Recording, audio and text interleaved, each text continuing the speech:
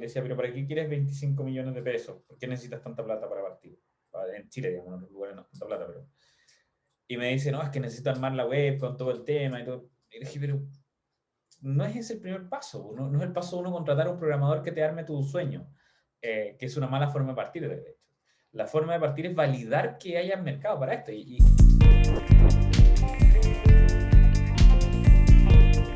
bueno, la verdad es que yo te vengo siguiendo hace un buen tiempo, tanto por las cosas que subes a LinkedIn como que subes por Instagram, y la verdad es que hace tiempo te tenía en mi radar para entrevistarte en mi canal de YouTube y hablar de emprendimiento, metodologías de emprendimiento y todo lo que quieren escuchar muchas personas que se están metiendo recién en este mundo.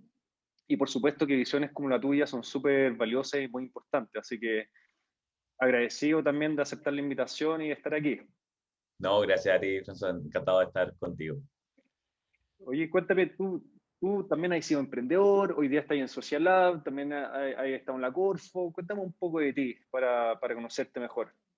Claro, mira, yo soy antofagastino, ya estoy casado hace 3 años con mi esposa Daniela, muy feliz con ella, y tengo dos hijos, una de 15 y otro de 7 meses, así que está recién ahí partiendo, aquí, Ah, en wow. Francia, sí. Y me vine de Antofagasta cuando tenía como 17 años a estudiar. Ujú, Yo soy ingeniero civil industrial y máster en gestión de operaciones de la Universidad de Chile. Y ujú. la verdad es que nunca pensé meterme en innovación, pero por azar terminé haciendo la práctica en Inspiral, y en ese tiempo era IGT, una consultora de innovación. Ah, Y ahí me metí en perfecto. este tema. Y me quedó gustando, entendía un poco la lógica detrás. Pues, típico consultor junior que tuvo que leerse un par de libros para leer cosas, para decir cosas que no fueran cabeza de pescado, pero no sabía mucho más que eso. Claro. Eh, y de ahí empecé a crecer dentro de la consultora. Al año y medio me dieron una oportunidad de tomar Club de Innovación, que es una empresa que en este tiempo venía bastante mal, estaba a punto de quebrar. Y yo tenía 25 años en esa época. Y entonces tuve que aplicar todo lo que había aprendido de innovación, pero obviamente muy de libro porque no tenía experiencia. Y logramos salvar la empresa. Este todavía existe, le va bastante bien. Y de ahí me fui a emprender. Hice Supermarket, que era un sitio de citas, así un dating site como el abuelo de Tinder en el año 2011, 12, una cosa así. Que lo hice con el Pedro Pineda, de hecho, que es y con Jan Droguet, otro amigo, que Pedro Pineda es el de Finfo hoy día. Buenísimo. Y, y ahí estuvimos haciendo este tema un par de años. Juntamos a harta gente, como 25.000 usuarios, pero no nos resultó y lo abandonamos. Y ahí me fui de gerente general de Magical, que era Magical Startup en ese tiempo, y de Magical. Estuve en esa aceleradora como un par de años y de ahí me llamaron del gobierno. Yo, la verdad, nunca había pensado trabajar en el gobierno. Y Inti Núñez, que era el gerente de emprendimiento en ese tiempo, me invitó. La primera vez rechacé la invitación porque no estaba en mis planes. Estuve investigando más a fondo que era la Corfo, era un gigante, así que me arrepentí. Y después me invitó de nuevo, así que mucha suerte. Ya dije, no, ya voy a ir. Y llegué como subgerente de emprendimiento, de financiamiento temprano en realidad era el título. Ujú. Y después Inti se fue y tomé su puesto como gerente de emprendimiento y me tocó manejar la estrategia de Chile en Startups. Ahí, en ese tiempo estaba Startup Chile dentro de la gerencia, hoy día es una gerencia aparte. Así que me tocó ver muchas cosas de esa línea. Y cuando salí de ahí, después recaí en Social App. Así que estoy tirándome ahora al lado de la innovación social, que creo que es el futuro. Buenísimo. ¿Por qué crees que es el futuro? Porque lo que pasa es que las empresas hoy día pasan varios fenómenos. ¿Ah? Uno es que las empresas que crecen mucho tienen como desafíos bien particulares de eh, cómo inspiran a la gente. Incluso tú podrías Ujú. decir, bueno, pero yo me dedico a los procesos, me dedico a, no sé qué, eficientar la transacción, no sé qué cosa. Pero te pasa que rápidamente se vuelven unas molederas de carne, como que no logran atraer el mejor talento porque no tienen un propósito. Entonces, mi sensación es que cada vez se Mm. va a ver más. Hoy día todavía hay remanentes de empresas que funcionan así, pero mi sensación es que cada vez más los mejores jugadores, por decirlo así, se los van a llevar los equipos que tengan visión de futuro, que tengan pasión, que tengan impacto social, y el resto se va a quedar con los gallos más de gama media, que igual el ecosistema, o sea, el ecosistema los necesita, pero no van a causar esos impactos más fuertes. Y cada vez va a ser más necesario que en la génesis de tu negocio, porque hoy día cualquiera se disfraza de innovación social. Pues no, yo siempre fui social, pero en verdad es como una externalidad lo que hace. Veo cada vez más Y, negocios que desde su corazón se meten en fuerza en eso. claro, y casi que lo dicen como parte del marketing o de la estrategia comunicacional Ah, del negocio. claro, y la forma rápida de probar esa cuestión es decir, bueno, muéstreme, si usted dice que es tan sustentable, comparemos su presupuesto del área de sustentabilidad con el área comercial. Y si es la Claro. mitad, entonces no le importa tanto. Y eso tiene bien heavy, porque yo creo que es un cambio paulatino, que ya lleva un tiempo, pero después de la crisis social de Chile, la situación actual de pandemia, cómo se transforman los valores de las personas en qué es lo que admiran. No sé si a ti te pasará, pero por lo menos somos más o menos de la misma generación. En mi círculo, como gente que le dio bien, los compañeros con los que estudié en la universidad le dio bien, como que es súper feo jactarse de que, por ejemplo, tenéis un auto bacán. Antes era como tener un auto bacán, un último modelo, aspirar al Porsche, era como un tema que se hablaba, como el que se lo compraba era un ganador. Y mi sensación es que no, que hoy día como que si un amigo se compró un Porsche, sí, ¿para qué hiciste eso? Así, como que no lo Como, juzgaría, no dejaría de ser mi amigo, pero tampoco lo admiraría por eso. Como que, entonces, eso obviamente caricatura, pero es un reflejo de cómo hoy día la gente que está tomando decisiones, tú a los 30 y tantos años empezáis a entrar a posiciones de poder dentro de empresas y cosas, cómo ves la vida. Y creo que eso impacta mucho en cómo se abordan los desafíos también. claro, eso que decís tú también pasa mucho, no sé si en la cultura de nuestro país, como esa necesidad por demostrar como que te está yendo bien, que te está yendo mejor que el resto, temas de ego, temas también muchas veces de inseguridad. A mí también me ha pasado mucho que lo he visto, y yo también siempre como que lo he criticado lejos. Yo, por ejemplo, mi primer auto me lo compré a los 32 años y me lo compré simplemente porque nació mi primera guagua y necesitaba un auto para movernos. Sí. Pero obviamente también entiendo que puedan existir personas que son fanáticas de los autos, que sé yo, no soy por lo menos de ese núcleo. Pero sin Claro. duda que pasa mucho eso de buscar demostrarle al resto lo lejos que hay llegado, independiente que ese auto te lo compraste con mucha deuda o con tus primeros sueldos. Claro, yo creo que, claro, justamente más que criticar a los que tienen un auto muy rico, que no es el punto, yo creo que el punto es la relación que uno tiene con la plata hoy día, como el sueldo, el cuánto ganas, el tipo de casa. Siento que son Sí, cosas que, al menos en los círculos en los que yo me he movido y gente que tiene cierto nivel de poder de decisión, pasan a segundo plano. Como que eso conversaba la otra vez, decía, no sé, por ejemplo, yo invierto en Bitcoin, o en criptomonedas, no lo recomiendo porque hay que entenderlo, que hay que meterse, no lo estoy promocionando, pero invierto en eso, me ha ido bien y realmente me he pegado saltos. Y en algún minuto dije, chuta, como que podría vivir de esto, como que podría solo invertir en esto y tengo capital suficiente para estar invirtiendo constantemente y tener cierto flujo. Y después dije, chuta, qué triste sería mi vida si alguien me preguntara qué es lo que hago y respondiera, invierto en criptomonedas y gano plata. Así como que hubiera sentido vergüenza. Por mucha plata que tuviera, hubiera sentido vergüenza. Y claro, uno, el que nos está escuchando puede decir, oye, qué moralista, como que no hay problema con la plata. Efectivamente no hay problema, sino que siento que de hecho, yo no soy contrario a la plata. Me gustaría que un emprendedor social o un innovador social se volviera multimillonario porque sería un ejemplo de cómo la creación de valor social se refleja en un buen estilo de vida y no como se ve hoy día que la innovación social es como la hermana pobre de la innovación.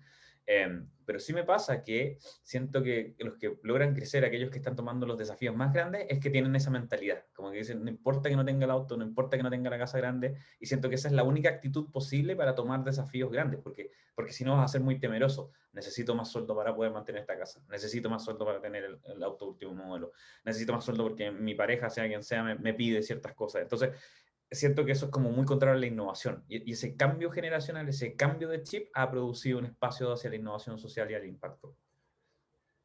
interesante eso que estáis diciendo, y por lo mismo yo creo que es muy importante el entorno en el cual uno se mueve. A mí me pasó mucho que, bueno, yo rayo con el tema del emprendimiento, por eso empecé este canal de YouTube, por ejemplo, y desde que entré a la universidad, yo estudié ingeniería comercial, siempre quise ser emprendedor y entré a estudiar en comercial porque quería aprender a ser emprendedor, como encontrar esas Mm. habilidades que yo necesitaba para ser emprendedor. En mi familia no había nadie emprendedor, nadie había tenido como su empresa, entonces tampoco tenía como inspiración o alguien para quien preguntarles cosas como súper puntuales. Oye, quiero crear mi empresa, ¿por dónde parto? O sea, no tenía idea que se necesitaba un contador, como cosas tan básicas. Y bueno, sin tener una idea concreta, salí de la universidad, entré al mundo laboral donde estuve 7 años, hasta que recién ahí pude meterme al mundo del emprendimiento. Y recién hasta ahí creo que tenía un solo amigo emprendedor. Entonces, sí, y me pasaba mucho que yo tenía muchas ganas de hablar de emprendimiento con gente y no encontraba a nadie. Entonces era súper frustrante y en el círculo en el cual me movía también eran todos que estaban más o menos en las mismas que yo, trabajando en distintos tipos de empresas, como todo un poco en las mismas. Y solo cuando ya me lancé al emprendimiento y empecé realmente a conocer gente que está en las mismas que yo, me di cuenta que existía todo este otro mundo, todo este ecosistema muy rico de gente que quizás también vivía con estos sueños de crear algo, que si bien podía ser algo social o algo no social, qué sé yo. Eh, y eso yo diría que me abrió mucho la mente de cómo se podían hacer las cosas, cómo se podía innovar, digamos. Y, y hoy día yo te diría que tengo una comunidad muy cercana de gente, de mucha gente que está en las mismas que yo, emprendiendo en distintos tipos de negocios y eso es muy enriquecedor. O sea, eso me ha abierto totalmente como la mente, te diría yo. Sí. Yo diría que efectivamente hay un tema de tu círculo. ¿Ah? Yo cuando me renuncié a ser gerente general de Club de Innovación y me fui a emprender, mi papá me quería matar. Y mi familia decía, qué raro este gallo, pero... Y eso que mi papá fue emprendedor, pero fue un emprendedor como old school, de la vieja escuela, que no necesariamente tiraba hacia innovaciones, tenía un instituto de secretarias, como, y aparte quebró, entonces como que siempre sufrimos por eso, no teníamos muchas lucas, entonces su mirada de emprendimiento es totalmente distinta a la mía, es más de sobrevivencia, claramente. Entonces pasa mucho que la cultura en torno a ti produce mucho efecto, y también hay otros que se van al chancho, o sea, el emprendimiento es dar charlas, es salir en el diario, ese es como el símbolo de emprender y creo que también es errado. Entonces, pasa mucho que hemos ido profesionalizando el emprendimiento, yo creo, aparte de ir contaminando, no es la mejor palabra, tal vez polinizando sobre emprendimiento en Chile, entendiendo un poco más los otros factores, descubriendo estos ecosistemas. Porque yo cuando estudié en la universidad, yo terminé la universidad en 2008 más o menos, tampoco es como se hablara mucho de emprendimiento. De hecho, justamente con Pedro Pineda, que mi amigo, estábamos como que tuvimos un círculo de amigos que se empezó a meter, pero fue súper fortuito. Y yo te diría que hoy día es mucho más común que en el colegio te hablen, que tengas emprendedores destacados, que tengas cierta admiración porque salen en el diario, lo cual me parece bien culturalmente. Entonces, pero son procesos largos. O sea, cuando tú estudias temas de políticas públicas o ecosistemas de innovación, son 40 años para llegar a ecosistemas maduros. Chile debe llevar 30. Yo creo que ya estamos viendo algunas cosas bien entretenidas, pero todavía nos falta. Y esa es la historia de Silicon Valley, 40 años, esa es la historia de Tel Aviv, en Israel, 40 años, ¿no? Es como, no es una regla de oro, pero sí es lo que ha visto en la práctica. Entonces, yo creo que es muy gráfico eso que dices tú, o sea, de que uno no tenía con quién hablar. De hecho, uno no hablaba de emprendedor, uno hablaba de empresario. Y el empresario era un tipo casi marciano, porque era un gallo que nacía totalmente fuera de tus círculos familiares. Era raro que tú tuvieras un amigo empresario. Y si tenías un amigo empresario, tus papás lo contaban con orgullo. Era como una lógica súper distinta. Y creo que es interesante eso que se ha producido como un fenómeno. Oye, y tú, por ejemplo, que tuviste este paso por esa empresa que me contabas que formaste con Pedro Pineda y con otra persona más, ¿cuáles dirías tú que fueron como esos grandes aprendizajes que pudiste rescatar de esa experiencia? Claro. Mira, lo primero es que no gastamos nada de cómo, cómo contratar desarrolladores de software buenos. Yo creo que esa parte es clave. La tecnología es muy clave dentro de los negocios, si bien el nuestro obviamente tenía un corazón más tecnológico por ser una página web y ciertos temas. El no poder concretar en velocidad las ideas y descartarlas también en velocidad, creo que nos jugó en contra. Aparte, Pedro y Jan tenían otro negocio que le estaba yendo bien, que era Queremos Descuento, que era un copycat de Groupon, era una página de cupones. Eh, y después los compraron, los compró Pez Urbano, Peixe, esta empresa perdón, brasileña. Entonces no tenían tanto tiempo para meterse en supermarket. Y si bien estábamos los tres, yo era el único que estaba full time y eso me empezó como a desgastar. Y no partía temprano en la mañana, sino que llegaba un poco más tarde. Como que yo ahora de más viejo noto muchas cosas que eran como la desmotivación de andar solo. Hay gente que funciona bien como solopreneurs, como emprendedores solitarios, yo la verdad es que no. Y eso también nos quitaba tiempo, yo creo, encuentro. Y también, bueno, la falta de el querer copiar un modelo un modelo de negocios y una estrategia de escalamiento que en Latinoamérica no estaba preparado. Nosotros cuando partimos, se empezó a meter mucha gente, muchos usuarios, tuvimos más de 25.000 usuarios en menos de un año, fue como, aparte del año 2012, una cosa muy anormal para la época. Y podríamos, con más experiencia, podríamos haberle sacado el trote, pero en esa época dijimos, ya, seamos como WhatsApp, como Instagram, no cobremos nada, dejemos que la gente funcione y vamos levantando capital y creciendo, levantando capital y creciendo. Y al final nos dimos cuenta tarde de que ese modelo no funciona, porque los inversionistas te dicen, necesito un modelo de ingresos para validar, porque en Estados Unidos eso pasa porque tú vas viendo que hay un inversionista que al final alguien va a hacer un éxito, alguna empresa va a comprar esto.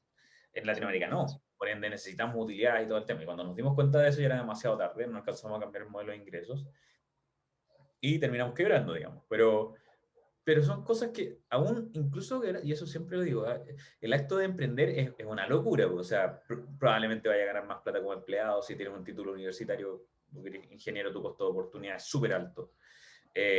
Emprender es siempre una locura porque es difícil, es tenso, lo pasáis mal, pero siento que es una escuela en sí misma. Entonces, si yo no hubiera fracasado con Supermarket, no hubiera sido tan empático cuando era gerente de emprendimiento, hubiera mirado tal vez con demasiada simplicidad lo que era emprender, no podría haber luchado por temas que yo sabía que ocurrían en la práctica.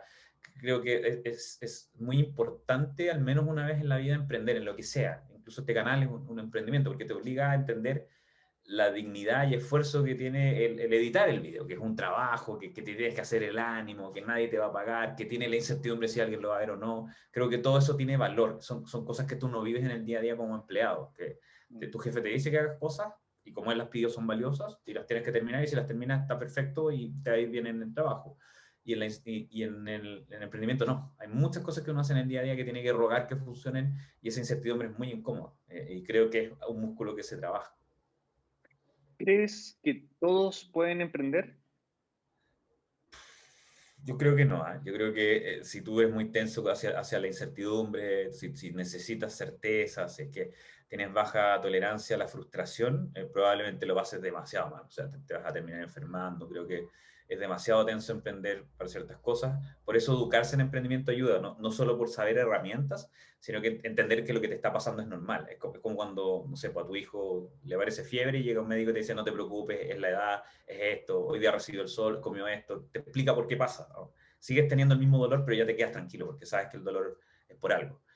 Por eso creo que es importante como entrenarse en emprendimiento e innovación porque entiendes por qué están esos dolores, pero creo que no todos están llamados para emprender. Eso sí creo que todos se pueden sumar a un emprendimiento. Es distinto ser el founder que ser un empleado de un emprendimiento, que es como un punto intermedio entre ser empleado de una gran organización donde eres un engranaje más, y no lo digo de forma despectiva, sino que las empresas grandes están orientadas hacia procesos para ser muy eficientes en lo que ya ejecutan y saben que se vende, versus un emprendimiento que es más exploratorio y vive en ese mundo intermedio. Entonces, el liderar una empresa, el tomar, como digo, tiene un nivel de incertidumbre y visión que requiere cierto tipo de personalidades. Ahora, eso no quiere decir, no hay que confundirlo con esta visión del emprendedor que es como el vendedor innato, que va y da el pitch y entrador en todas partes y parece que nada le diera vergüenza. Yo creo que eso es un mito.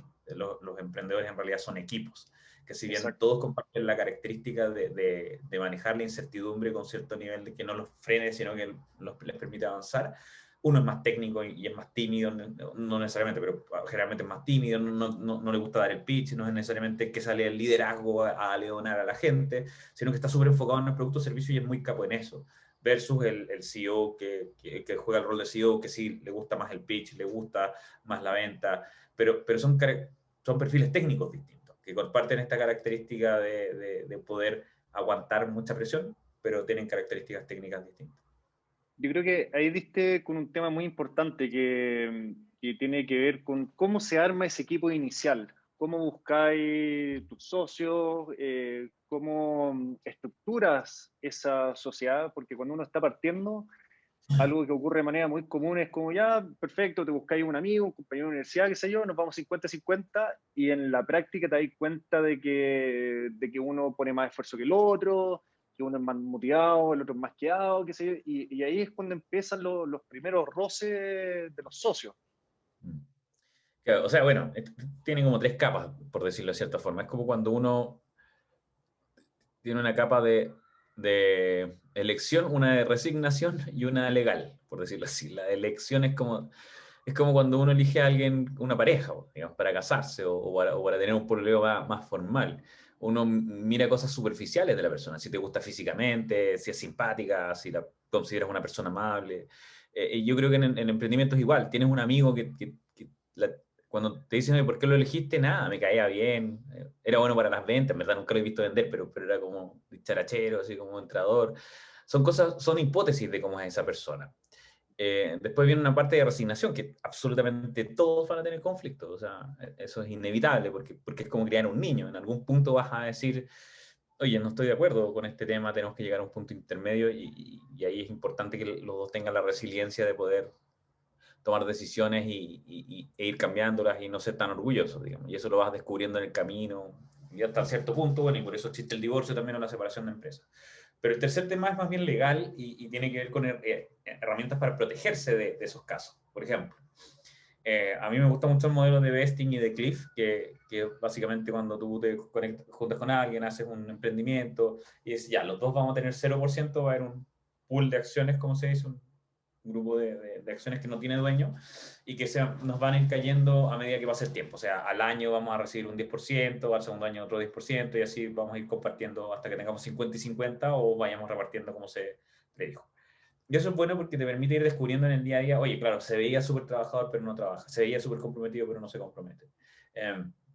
Y permite decir que separamos aguas y no hay daño porque no hay equity de por medio. O sea, y el otro tema es el cliff, que dice si nos vamos antes de cumplir ciertas metas o ciertos tiempos, no hay propiedad, o sea, no tienes propiedad sobre ninguna acción de la empresa.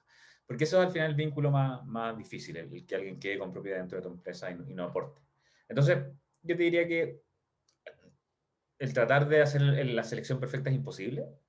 Uno parte desde la confianza y desde las hipótesis, pero y justamente porque es imposible detectar al compañero perfecto o compañera perfecta, hay mecanismos para protegerse de eso, ¿no? Tampoco hay que ponerle toda la presión a ese momento. Y otra cosa que se hace es que a los empleados más, que tú te das cuenta cuando los contratas que son más buenos, los vas convirtiendo en socios.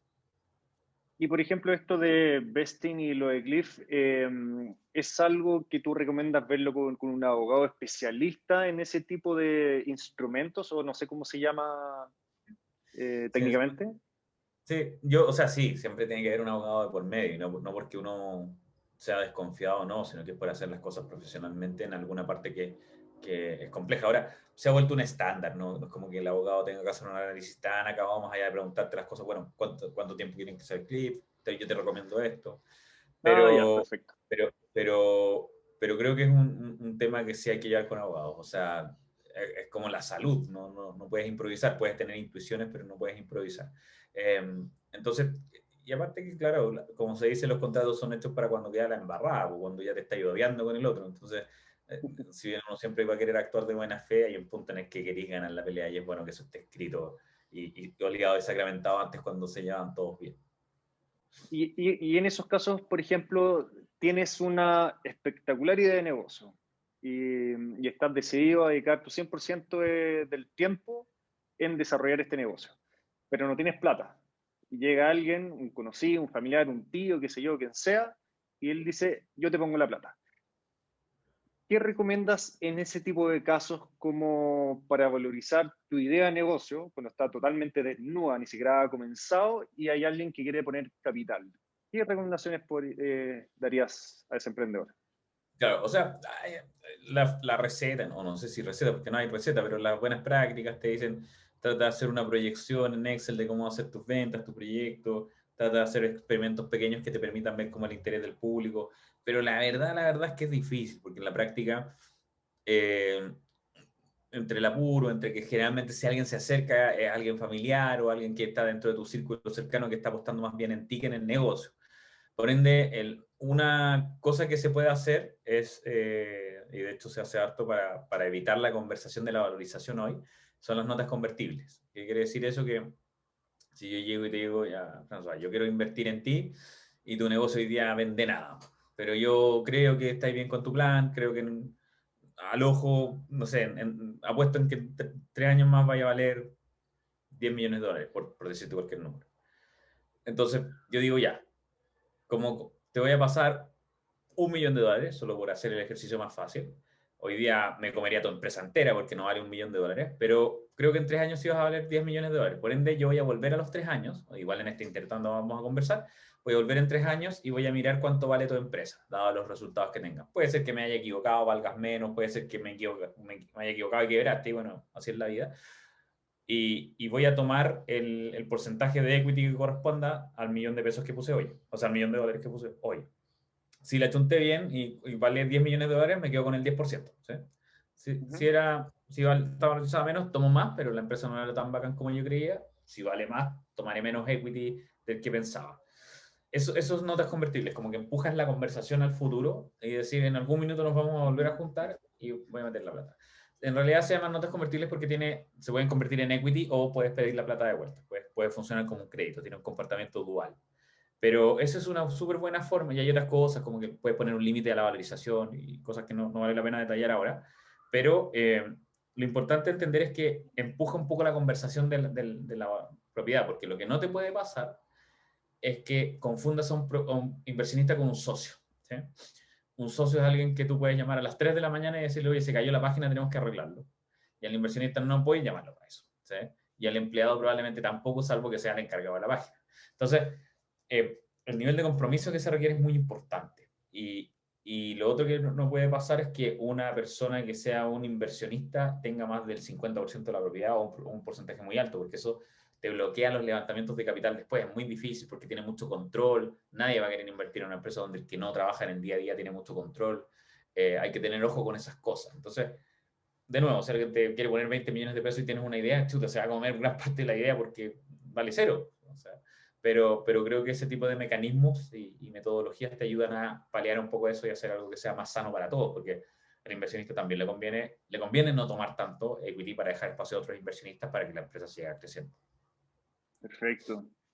Oye, y volviendo al tema de socios, ya que tú tuviste 2 socios, ¿qué buenas prácticas recomendarías para hacer llevadera esa relación de socios?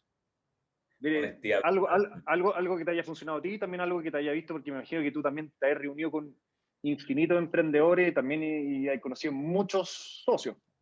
Sí.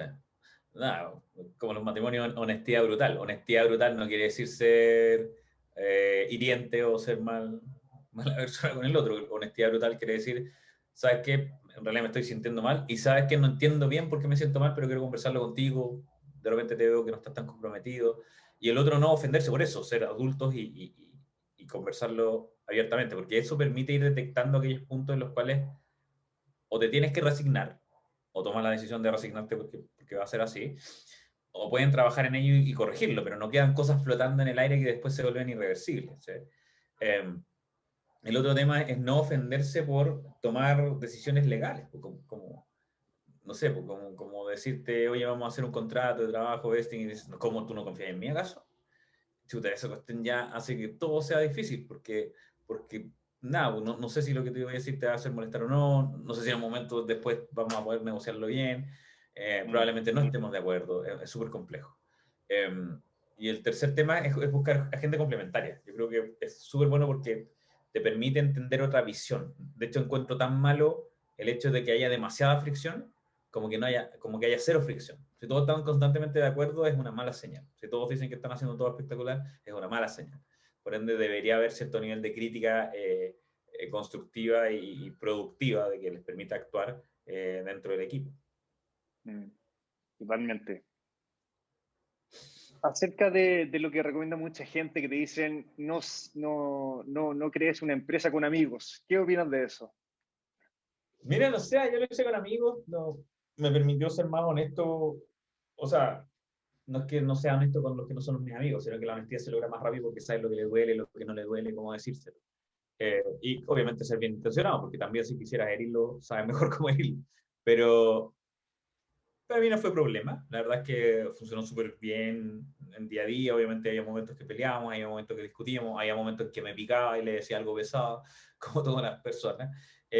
Y después de eso seguimos siendo tan amigos o más amigos que antes incluso. Entonces, no sé, yo creo que es lo mismo que te dicen de no tener pareja o una amiga porque se puede destruir la amistad, pero bueno, hacer omelets hay que romper los huevos. No sé, más allá de eso, no sé qué tanto peligro puede ser. Yo creo que hay que ser adultos con las cosas y separar aguas y Sí, entender que hay un ámbito profesional y un ámbito personal. claro. Y con respecto a la definición de roles, que yo creo que es un tema crítico al momento de empezar cualquier tipo de proyecto, con socios, lo que sea, sobre todo para quienes tienen como poca experiencia en emprendimiento o en definitiva su primer emprendimiento. Y creo que es al mismo tiempo algo muy difícil de realizar, sobre todo que cuando estáis partiendo hay muy poca claridad de cuáles son las cosas que se tienen que hacer y siempre van saliendo cosas nuevas. Sí. O sea, yo creo que al principio en un emprendimiento uno pierde harto tiempo dándose vueltas, eligiendo qué hacer. Es bien ineficiente la partida de un emprendimiento. Y es Muy normal, ineficiente. Sí. uno va descubriendo el camino. Pero efectivamente en esas habilidades complementarias hay cosas como buenas prácticas, de nuevo, que no te aseguran el éxito, pero sí simplifican un poco el camino. Si bien yo he visto solopreneurs, así emprendedores solos que son exitosos y existe, cada vez que escribo algo, un tema, salen hartos, no, mejor solo, más rápido, no hay que confiar. Yo entiendo, porque al principio te da la sensación de velocidad, porque tomas todas las decisiones, tomas todas las decisiones, actúas. Y gente como Sebastián Balín de Compar Online, entiendo que es un solopreneur, un emprendedor solo. Pero también entiendo que se arrepintió después de haber sido solo, lo logró, pero fue súper tortuoso. Y yo hoy día más viejo, como que me doy cuenta de la importancia de tener socios, como gente con la que puedas imponer. O por último decirles, ¿sabes que me siento mal? No tengo fe hoy día en nuestro emprendimiento. Y que el otro te diga, pero tranquilo, de otra forma. Creo que el espacio psicológico es súper importante, porque es como correr una maratón. O sea, si entre medio te rendís y te tiráis para el lado, capaz que podría ir seguido, pero tu cuerpo te mandó señales todo el rato de que no podías, no se podía más. El cerebro te mandó esas señales y te salía. Entonces, creo que el buscar gente complementaria y constructiva es súper importante. Creo que tener habilidades, no existe el gallo que las haga todas juntas, o la mujer que las haga todo perfecto. O sea, no existe que es súper bueno en el pitch y súper detallista y aparte que es súper bueno con la gente. Creo que eso se lo tienen que repartir en roles. Yo lo veo hoy día, cuando yo entré a Social Lab como gerente general, ya estaban Julián y Mati, que son los fundadores, Julián Ugarte y Matías Rojas. Eh, y en el camino vimos nuestras complementariedades, yo creo que ellos también las tenían identificadas, yo no soy socio, obviamente soy el gerente general, pero sí funcionamos como un equipo startup, por decirlo de cierta forma, como si fuéramos tres fundadores, obviamente, sin serlo yo. Mm.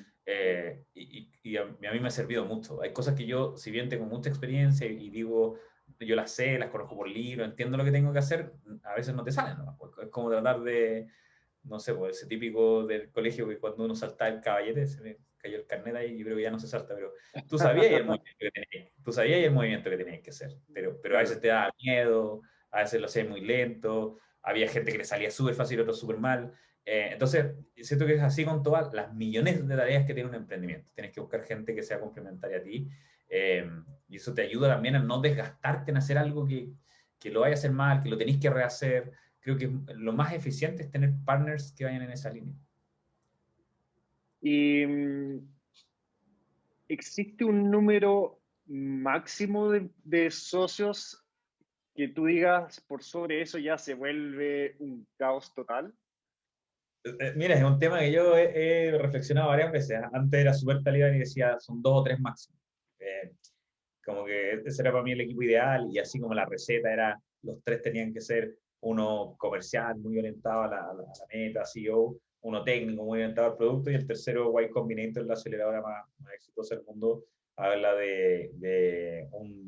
uno de diseño, pero no diseñador de que deje las láminas más bonitas o haga un logo, sino que entienda como la experiencia del usuario. Ahora, Mira, en la práctica no se da así, nunca se da así. Y la verdad es que, por ejemplo, Fintual son cuatro fundadores.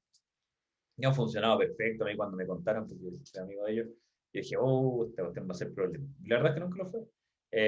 Yo cuando en la U tratamos de hacer un emprendimiento también con el Pedro y éramos seis, y eran puros gallos talentosos, un desastre, no tomábamos decisiones, puras conversas largas, no hicimos nada. Eh, pura cerveza y pizza. Claro, y sueños, y nada concreto. Entonces, al final pasa que eh, uno, uno tiene que cachar cuál es la carga de trabajo y ver si es que hay algún freerider, hablar, si hay alguien que no está haciendo un trabajo, hablar rápidamente con él y decirle, sabes que en realidad no está funcionando. Es una conversación súper difícil, probablemente la amistad o el compañerismo que haya se pierda, pero pero creo que es mejor hacerlo rápido, uno rápidamente va a entender. Pero dicho eso, yo creo que el promedio son 2 o 3 fundadores que he visto, ya 5 no he visto alguna startup que funcione con 5 fundadores, hasta 4 he visto que lo han logrado. Eso es un gran tema. Si tenía un equipo, ¿cómo decirle a uno de ellos que se vaya porque no está haciendo bien las cosas?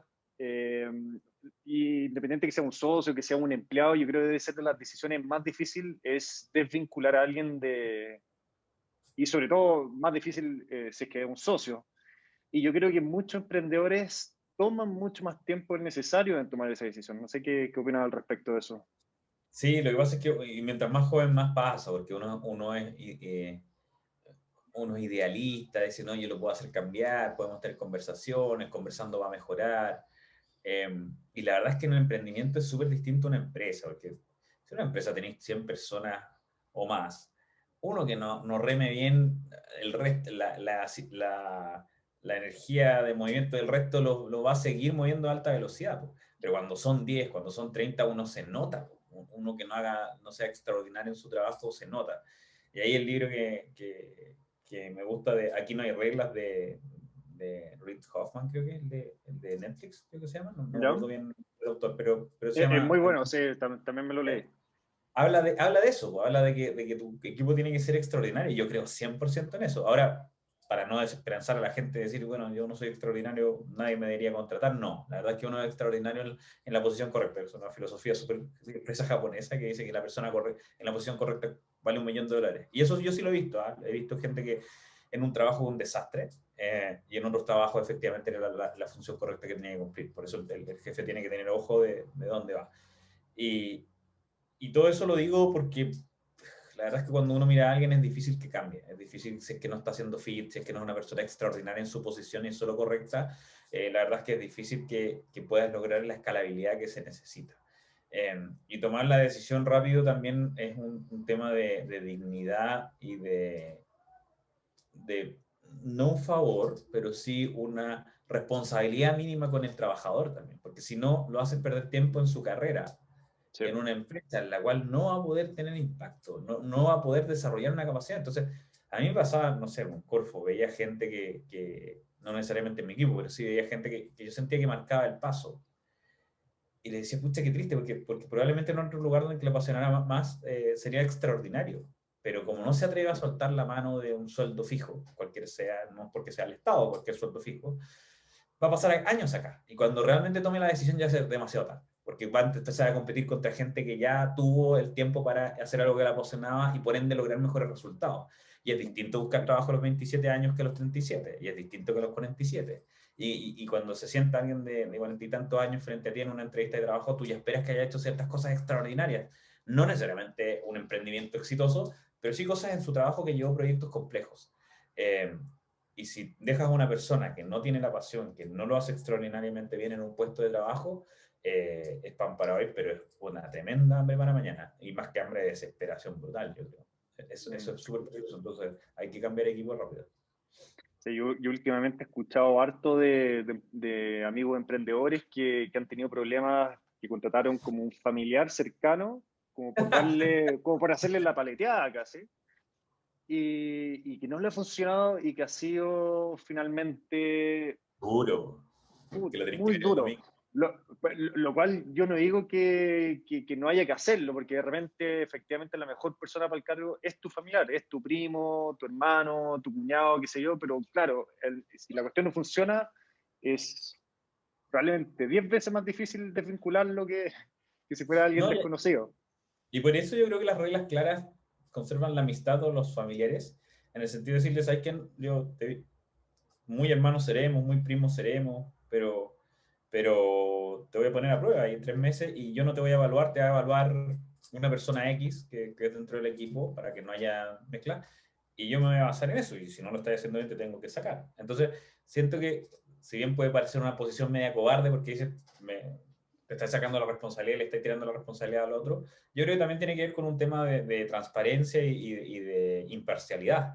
Pero ese tipo de cosas creo que los abogados te pueden ayudar nuevamente, como que es un problema común, a todo el mundo le pasa, y claro, al final uno siempre tiene que asumir que las cosas pueden no funcionar y ponerse en ese escenario. Cuando uno contrata a alguien, siempre lo hace súper motivado, te convenciste, sueñas que esa persona la va a romper, pero tienes que ponerte el plan de que no lo sea.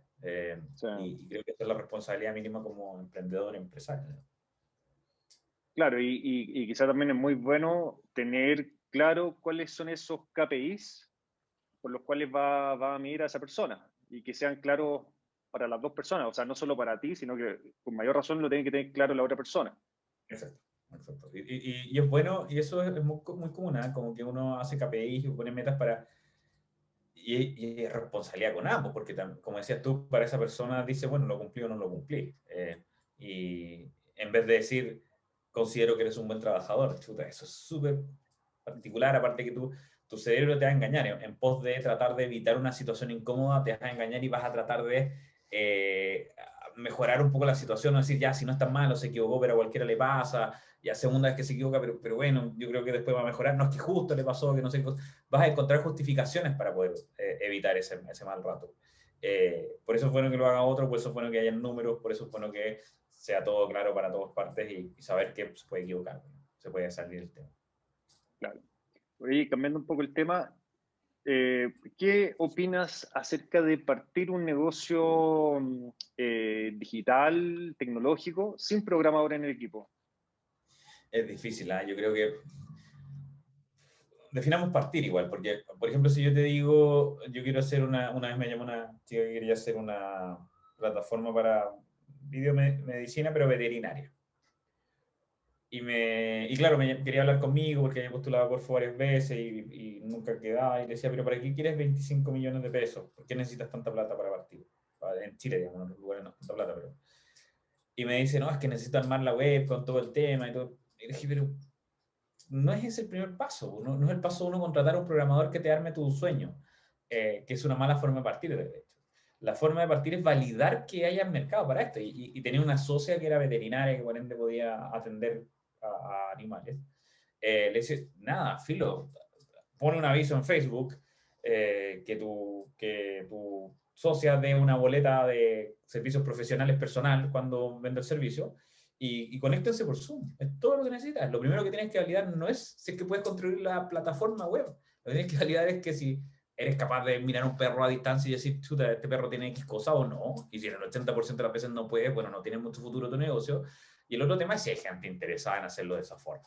Entonces, y ahí le cayó la teja y entendió. Entonces, para esa parte no necesitas un programador. Ahora, si valida la oportunidad de negocio, valida que hay un interés, valida que se necesitan cosas más particulares, creo que sí es importante tener no solo un developer, alguien que sea un socio desarrollador, perdón, no solo un desarrollador, sino que aparte sea socio. Los restaurantes de lujo, por ejemplo, donde mantel largo, como la carta es tan importante y no podéis estar cambiando los sabores, no te puede salir el sándwich una vez bien y una vez más o menos, el chef es súper crítico y en general es socio de la empresa. O sea, el resto del equipo puede ser contratado, pero el chef es socio. Y acá es lo mismo, el desarrollador de software tiene que ser socio. Y eso provoca que tengas que buscar bien, tengas que de nuevo, lo que hablamos antes del vesting y todo lo que ya sabemos de buscar socios, pero creo que hay que meter a alguien en el corazón, porque aparte no es como que tú como, salvo que tengas experiencia en ello, que es poca la gente que la tiene, sepas exactamente cómo hacer la plataforma, no desde la programación, sino que lo que tiene que hacer, lo que no tiene que hacer, lo que se puede, lo que no se puede. Siempre hay que tener una mirada más técnica y ese es un desarrollador. Y ya que hablamos de validación, de un modelo de negocios, qué sé yo, ¿qué metodología recomendarías tú para desarrollar como esos primeros prototipos, quizás sin la necesidad de un desarrollador? Claro. O sea, lo más básico es leerse el libro de Lean Startup de Eric Ries, yo creo que habla muy bien de eso. Y otro, me lo acabo de leer, y leí a Churquiti porque es realmente un manual, se llama el Manual del Emprendedor de Steve Blank, que es el profesor de ¿Ya? Eric Ries. Y Sí, de sí. hecho, conocí a Eric Ries también porque fue su mentor, o sea, perdón, fue parte de su directorio en una empresa que tuvo. Y, y es muy gráfico de eso, como los pasos, es un mamotreto, una cuestión así, 465 páginas más anexos, es muy denso de leer. Pero justo hoy día lo terminé y creo que es muy bueno para entender eso, la importancia, ir paso a paso, entender los pequeños saltos que tienes que ir pegando y no lanzarte de cabeza, súper interesante como modelo inicial. Después, para ver cosas más específicas de herramientas, yo creo que ahí hay libros como El diseño de propuesta de valor, de Osterwalder y Bignier, que son los mismos de Business Model Canvas. O sea, perdón, Generación de Modelo de Negocios, Business Model Generation, que este libro, Diseño de Propuesta de Valor, habla mucho de herramientas, cómo se aplican, bien interesante. Y tienen otro libro más que es específicamente de testeo de propuestas de valor, pero ese no lo he leído, la verdad. Pero creo que también, obviamente, va en esta dirección. Y después hay libros más de nicho, como Lean Analytics, que es un libro como de analíticas habla de las métricas hard, de acquisition, range y un montón de cosas que son más específicas. Pero yo creo que con esos 3 libros tienen más que suficiente para entender la lógica detrás. Porque igual tiene un arte el testear, pues, el sentarse, el medir, el ser disciplinado. Y yo siempre digo que emprender o innovar más bien, es como cuando uno quiere bajar de peso. Uno busca el truco rápido, busca que la varita mágica, que la dieta keto, que el ejercicio no sé qué cosa, que el CrossFit, pero al final del día es todo lo mismo. Es come sano, haz ejercicio 4 veces a la semana y vaya a andar bien. Y lo mismo en la innovación es, guarda la métrica, haz el experimento, que suena fácil, pero en el día a día es súper difícil de mantenerlo. Es muy poca la gente que tiene la disciplina para hacerlo. De todas maneras. ¿Eres buen lector, Tadachi? Últimamente, sí, como hace 2 años me puse buen lector, el año pasado leí 25 libros, así que yo creo que estoy en la rango, 25. sí, estoy en el rango de buenos lectores ahora. Qué buena. Y siempre relacionado con emprendimiento, innovación. Trato de intercalar para no ser como ese ministro que dice no tengo tiempo para novelas. Creo que es muy importante también el mirar la humanidad detrás de esas novelas. Entonces leo un libro de innovación o de temas técnicos que me podrían ayudar, como blockchain o diseño, cosas así. Y un libro que puede ser de novelas, un libro que puede ser de cosas más genéricas. Por ejemplo, ahora terminé el técnico, que era el de Steve Blank, y voy a leer un libro sobre Marcelo Bielsa ahora, como para conocer más de su historia. Así voy saltando. Buenísimo. ¿Y hay algún libro que tú recomendáis así como el número uno de tu biblioteca o es alguno de los que ya mencionamos? Es difícil. Yo creo que depende de las temáticas. Por ejemplo, el por qué es importante innovar para los países, para mí es así, pero la Biblia es por qué fracasan los países. Ese libro para mí fue como... y le saqué el jugo. O sea, hablaba cada charla que da o cuando hablaba en las mesas de políticas públicas, me saqué pero 200.000 haces bajo de la manga con ese libro. Me gusta mucho Mariana Mazzucato, la autora italoamericana que habla sobre temas también habla de el estado emprendedor, es un libro de ella que fue de los primeros que leí, también lo ocupé mucho. Que ustedes pueden decir, oye, pero ¿para qué me sirve una cuestión de políticas públicas si yo no voy a trabajar, soy emprendedor? No, pero por cultura general creo que es muy importante entender cómo se mueven las cosas y ayuda a tomar decisiones. Ya en libros como así de inspiración de emprendimiento, Shoot Up, que no me acuerdo cómo se llama en español. Sí, el de Nike. Sí, la Muy historia bueno, de Phil Knight, muy bueno. el creador de Sí. Nike. Y no, increíble, o sea, una cuestión que el gallo 20 años vendiendo zapatillas, corriendo para abajo a buscar las zapatillas a la cuestión, negociando con japoneses para que le mandaran la cuestión. No, era así, pero ya no, el epítome del emprendedor ya de cero, desde la base. No, increíble, una Es, historia muy, muy, sí. muy buena. Es como Muy bien hecha. la de Netflix también me gustó mucho porque también es así como que te lo cuenta cómo partió de cero, digamos, como muy Claro, chiquitito y yo creo que eso también claro. transmite mucha como esperanza de que se puede partir algo grande desde Claro, pequeño. Po. y lo poco glamoroso y lo erróneo, la cantidad de errores, porque uno siempre mira al que tiene éxito como el tipo que descifró todos los secretos y te das cuenta que no, pues al revés, es como que pasó por todo, se cayó en todos los cactus posibles que podían haber, pero aún así avanzaba y eso fue lo que lo hizo exitoso. Igual, yo te diría que igual el de Netflix está más escrito como manual de buenas prácticas, si bien hace uso del relato, creo que hace como una buena práctica y cuenta una historia, una buena práctica y cuenta una historia. Sí. En cambio, el de Night es como más como un cuento casi, es como su historia, es súper inspiracional. Entonces, a mí me gusta mucho el de Netflix también, pero creo que iba más como, hay muchos de esos libros, como 3 tópicos que te quieren vender como importantes para la empresa y te van metiendo. Hay una cosa que yo siempre quise como entender, que estas cosas, lo más típico que conoce la gente, estos trucos mentales no pongas $100, sino que pon 99.9, porque el cerebro lo ve más barato. Y ese tipo de cosas, los engaños del cerebro y todo el tema. Y hay un libro que habla de todo eso y es un premio Nobel, de hecho, que encontró muchas cosas en economía, que es pensar rápido, pensar despacio. No recuerdo el autor en este momento, pero un muy buen libro también, un poco denso, pero increíble. Habla de unas cosas que uno totalmente contraintuitivas de lo que uno pensaría, lo estoy usando harto como para tomar decisiones. Increíble, muy, muy, muy, muy buen libro.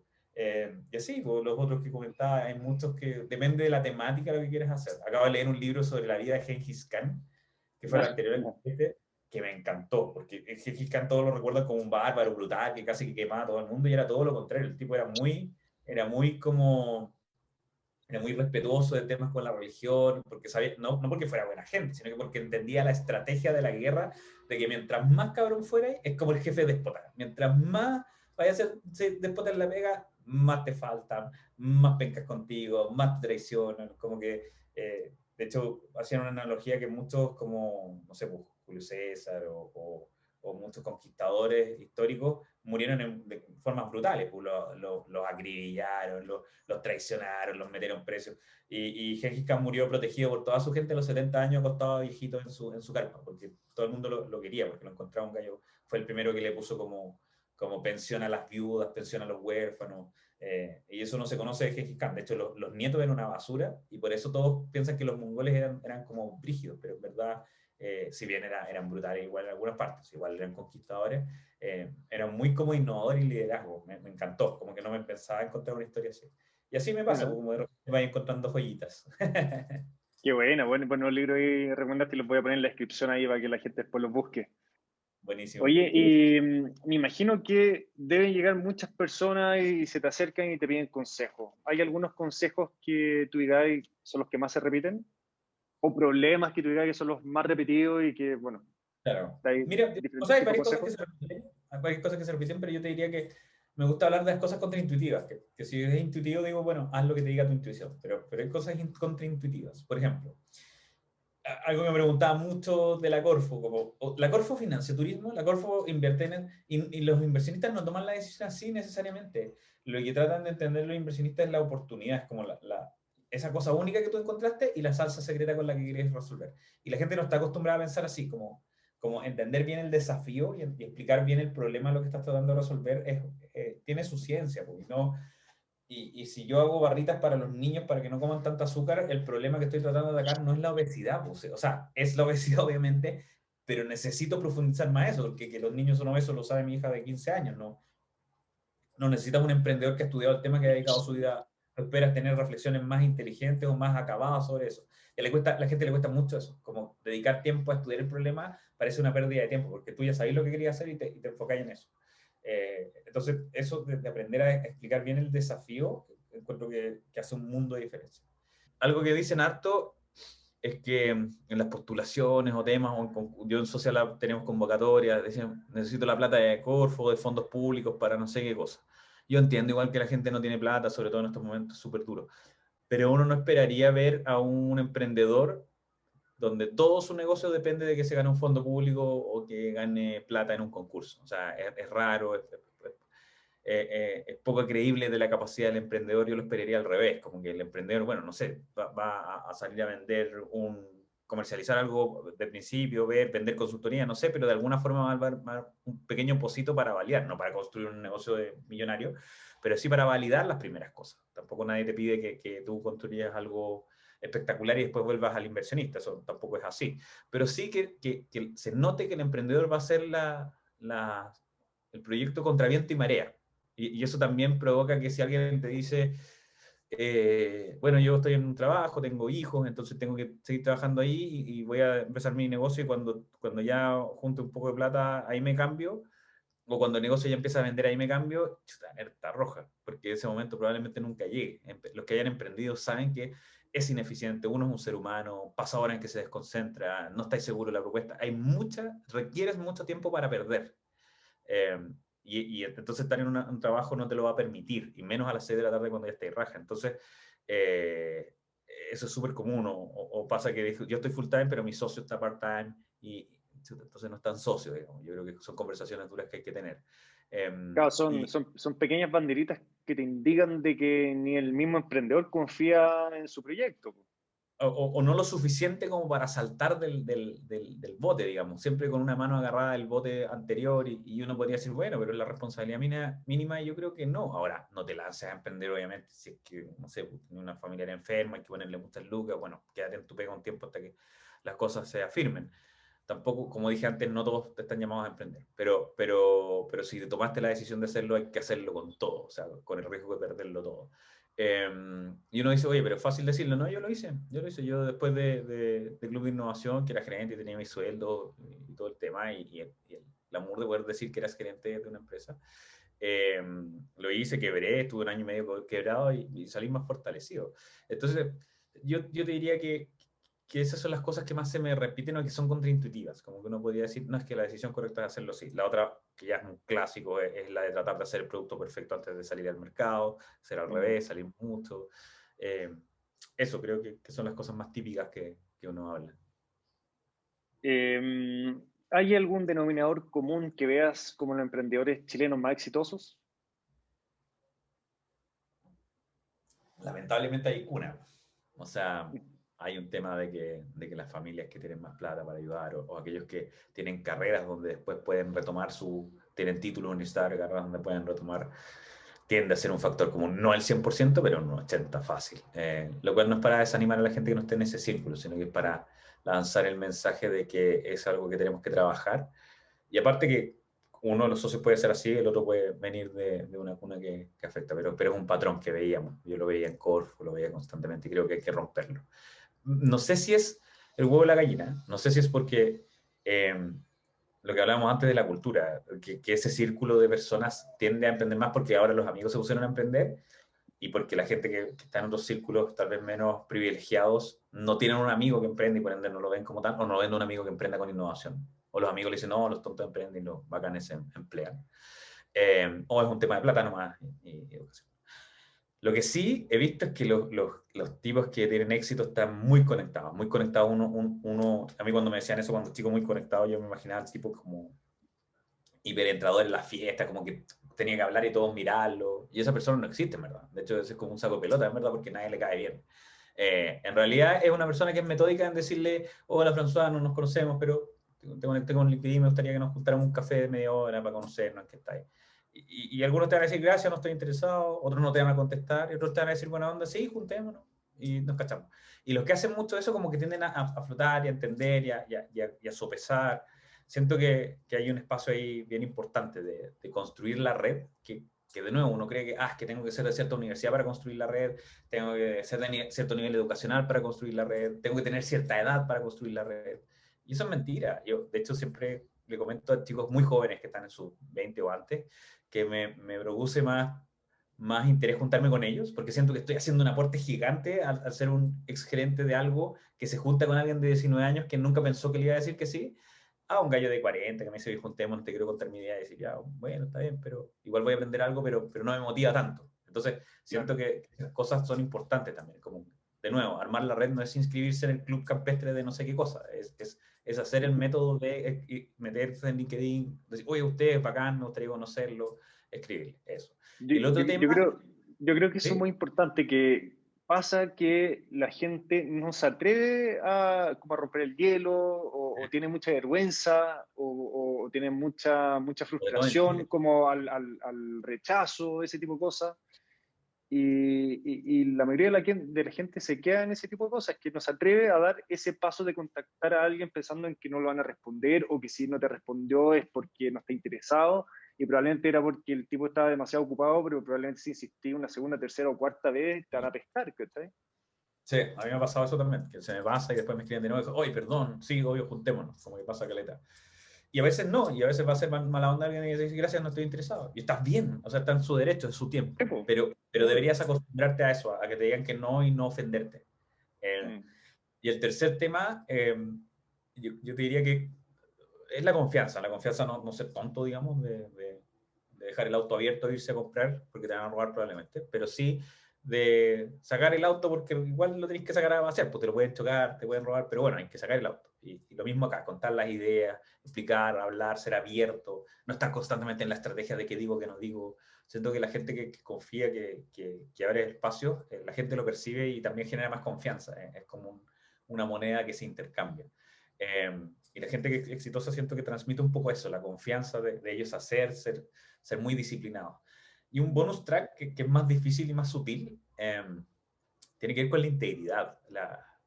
Chuta, ojalá te toque la oportunidad de poder fregarte a alguien, estar con toda la capacidad de fregártelo y no hacerlo. Ojalá te toque la oportunidad de ser cabrón con alguien porque tenéis razón y pasarle por encima y ganarle y solo hacer el punto y no humillarlo. Creo que esas cosas como que hacen que los emprendedores los admiren su equipo, los admiren el ecosistema, los admiren como gente que acumula mucho poder y sigue siendo humilde.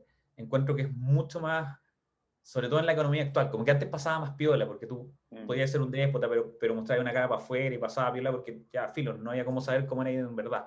Pero en la era de redes sociales y las funas por mayor, y las conversaciones, obviamente, que se dan, los intercambios en los grupos de WhatsApp, yo creo que la integridad es súper clave. Sin esa cuestión es muy difícil que sea, muy, muy difícil. Oye, la última, Tadachi, ¿te dan ganas de volver a emprender? ¿Piensas que vas a volver a emprender en el futuro? Sí, yo creo que sí, pero hoy día me siento emprendiendo, porque si bien Social App vende y crece, está en un proceso de recambio para ser escalable, estaba armando todo de nuevo y me siento como un emprendedor, pero yo creo que sí, quiero emprender, quiero elegir de nuevo una idea yo, ver algo, partir con un equipo, chocar, creo que ya estoy más maduro para hacer eso. Sí, creo que totalmente lo haría de nuevo, por muy doloroso que sea.